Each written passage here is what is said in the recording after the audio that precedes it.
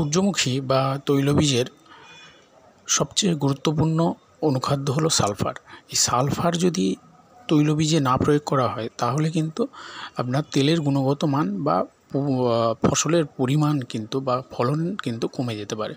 তো এই জন্যে সালফার কিন্তু সঠিক মাত্রায় প্রয়োগ করতে হবে। সালফার কীভাবে প্রয়োগ করবেন, আপনি যদি সিঙ্গেল সুপার ফসফেট দেন তাহলে কিন্তু সেখান থেকে কিন্তু যে সালফারটা পাওয়া যায় সেটা কিন্তু যথেষ্ট আপনার ওই তৈলবীজ উৎপাদনের জন্য। তাই সিঙ্গেল সুপার ফসফেট অবশ্যই কিন্তু ব্যবহার করবেন। যে কোনো তৈলবীজ উৎপাদনের জন্য আপনারা কিন্তু সালফারটাকে কিন্তু ব্যবহার করবেন, সেটা এসএসপি বা সিঙ্গেল সুপার ফসফেটের মাধ্যমে। আরেকটা কি গুরুত্বপূর্ণ না, বোরন হলো খুবই গুরুত্বপূর্ণ একটি অনুখাদ্য।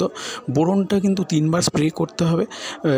একবার হচ্ছে কুঁড়ি ধরার সময়, সূর্যমুখীতে কুঁড়ি ধরার সময় সেখানে সেই সময় একবার ফুলেতে স্প্রে করবেন, আরেকবার যখন কুঁড়ি থেকে ফুল ফুটেছে সেই সময় একবার, আরেকবার দানা যখন ধরতে শুরু করেছে সেই সময় বা দানা পোষ্ট হতে শুরু করেছে সেই সময়। এই 3 বার কিন্তু বোরন স্প্রে করবেন 2% হারে বা 2 গ্রাম প্রতি লিটার জলে হিসাবে কিন্তু বোরন স্প্রে করলে